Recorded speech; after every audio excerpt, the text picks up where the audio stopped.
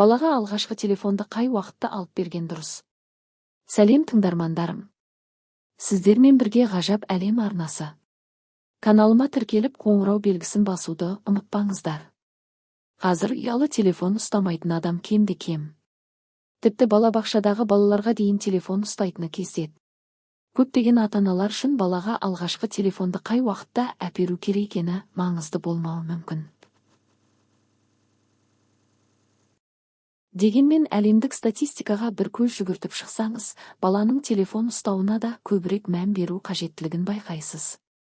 Әлемдік зерттеулер нәтижесі: алғашқы телефонына ие болатын балалардың орташа жасы 11 жас, орта есеппен әр бала күніне 2 сағат уақытын телефонда өткізеді екен. 6 жастағы балалардың 10%-ында өзінің жеке телефоны бар, 10 жастағы балалардың тең жартысы жеке телефонға ие, 12 жастағы балалардың 88%-ында өз телефондары бар. Ата-аналар мен қамқоршылардың 50% баланың телефонда отыру уақытын шектеу қажет деген пікірде. 8-ден 11 жасқа дейінгі балалардың 21%-ында әлеуметтік желіде өз профилі бар, ал 12 мен 15 жастағы жасөспірімдердің 71%-ында әлеуметтік желіде профилі бар. 12 мен 15 жастағы балалардың 70%-ы телефондармен бірге ұйықтайды. Балаға алғаш телефон алып берген ата-аналарға үшін сим-картаға шектеу орнатыңыз, сіз тарифті оңай басқара аласыз.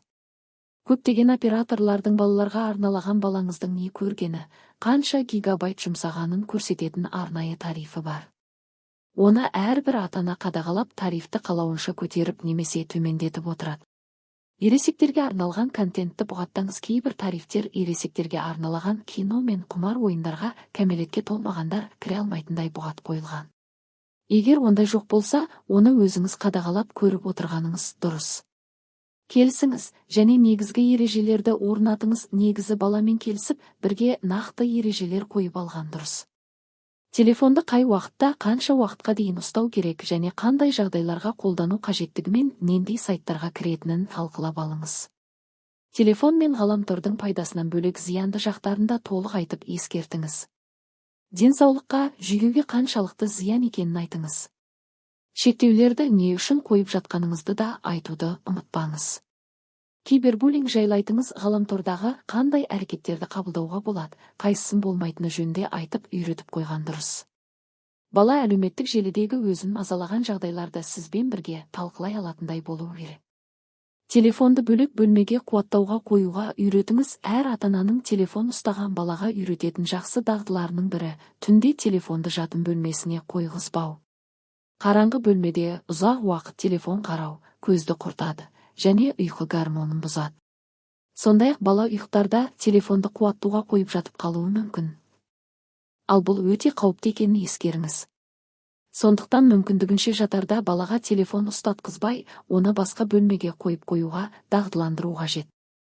Арзан немесе ұсталған телефон әперіңіз. Алғашқы кезде балаға арзан бағадағы немесе ұсталған телефон әперген жөн. Ұстап қолданып үйренгеннен кейін ғана жаңасын алуға болады. Оқу құралының бірі ретінде қолдануға үйретіңіз. Қазіргі кезде телефон мықты компьютер, ноутбуктың қызметін атқара береді. Балаға қажетті дағдыларды үйренетін қосымшаларды, қажетті ақпараттардың ойын түріндегісін берсеңіз болады. Телефонды сақтандырып қоюға болады. Егер балаңызға қымбат телефон әперіп, оны жоғалтып немесе сындырып қояды деген күмән болса, онда ала салысымен сақтандырып қойсаңыз болады. Қазір түрлі сақтандыру компанияларын оңай таба аласыз. Балаға телефонды қанша жаста әперген дұрыс? Мамандардың көпшілігі балаға алғашқы жеке телефонын 10-14 жас аралығында әперген дұрыс деген пікірде. Алайда қазір жоғарыда айтып кеткеніміздей 6 жастағы балалардың өзінің 10%-ында жеке телефоны бар. Бұл деген ата-аналардың көпшілігі баласының телефон ұстауына ерте бастан рұқсат береді деген сөз. Бірақ олардың көпшілігі телефонның баланы ата-анадан алыстата түсетінін ескере бермейді. Бала қаншалықты ерте жастан бастап телефон ұстаса, ол соншалықты ата-анасымен аз уақыт өткізетін болады. Яғни телефон ата-ананың баламен сөйлесуден босауы. Балаңызбен жиі уақыт өткізіп көбірек сөйлескен сайын, оның телефонды қажет етуі азая түседі.